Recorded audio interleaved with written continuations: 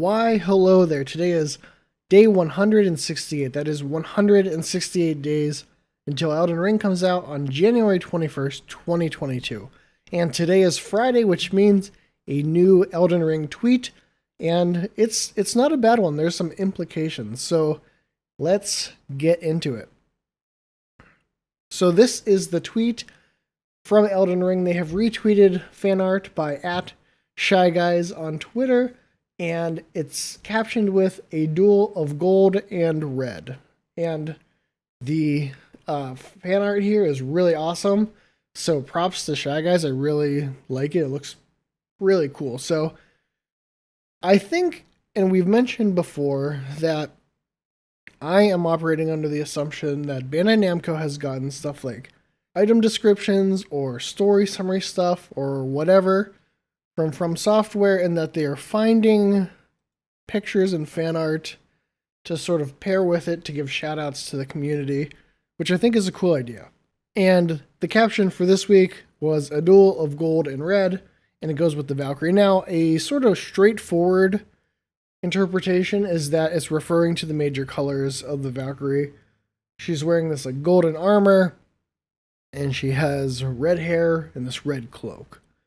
However, I think it could be more than that, and I think if they're pulling from this list or this collection of, descriptions that they've gotten from Software, that it would be indicating more. And I think this could be talking about two different factions. So I think in this case, the gold, it would be like the Golden Order / the Elden Ring / the Greater Will, and the Valkyrie is the red and part of this like red-headed faction or clan, probably related to one of the 6 demigods that have the great runes or shards of the Elden Ring. And this takes me back to something that was released as part of a video by Chinese content creator Longxi Bang Bang Tang.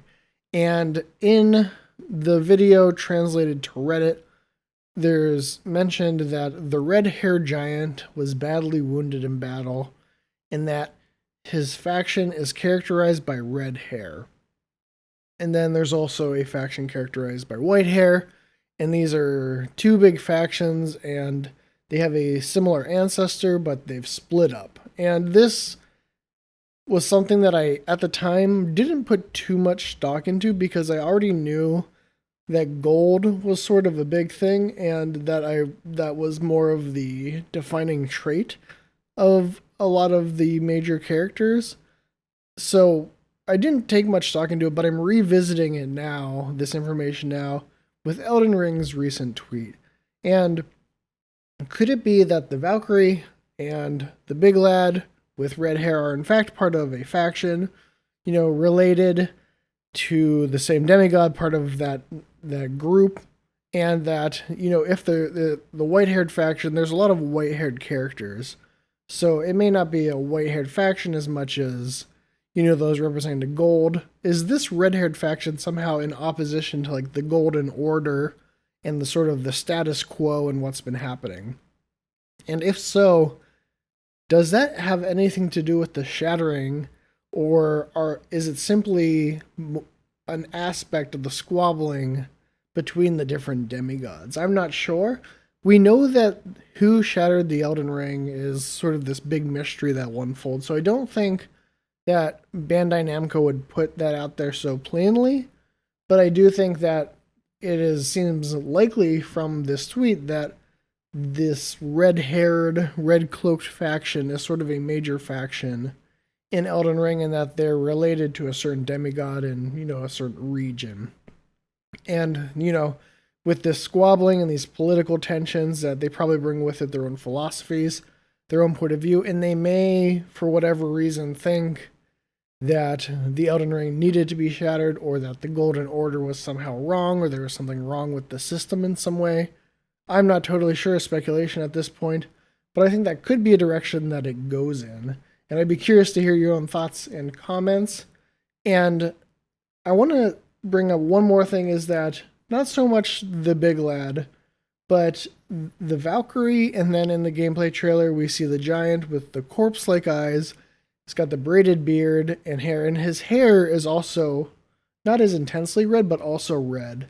And you can see his breath sort of indicating he's in a cold climate. And during the Valkyrie scene in the gameplay trailer, you can sort of see snow on the tree in the background of her arena. So I do wonder if this faction, this red-haired faction, is sort of located up in that sort of northern area, up at that higher elevation, where you see stuff like the hand creature and the snowy region. So just throwing that out there, but I like pulling apart this tweet.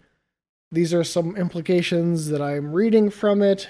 Potential, it's all speculation at this point, but it is giving us a hint towards the potential that this faction of red-haired people with this cloak is that, you know, they are in contention with gold, representing sort of the status quo and the golden order, and that, you know, that fits into the world of the lands between and the political and familial tensions, because probably the common ancestor would be Marika, and that they're in conflict with some of the other siblings, and that, you know, they were once this royal, noble family, and now, you know, they're squabbling over this ruined perfect realm.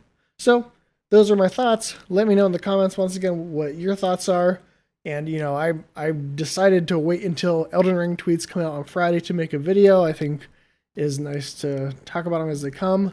So give me some guesses what you think may show up next week. Do you think it'll be more fan art? Do you think it will be, you know, anything significant or sort of a fluff piece? Not all weeks have had this level of like speculation generated from them, but the last few weeks have led to some interesting stuff. So I look forward to seeing what they do as we get into August, and if things ramp up with Gamescom at the end of the month. On August 25th is when we might get something more significant from Bandai Namco. But in the meantime, I'm enjoying this fan art. It's all great, and I like seeing these little bits of lore sprinkled in with it. I think that's a cool way to market the game and sort of to fill out the time. But as it is, we're at 168 days, so we're not doing too bad. In my mind, January will be here before you know it, and that'll be awesome. So I hope you enjoyed this video. Give it a like, subscribe for more Elden Wait videos, and also Elden Ring. So far, I just released a video about the story and lore, and you know, some of my own feelings on what we know so far. Really nice collection there, but I will see you for the next Elden Wait.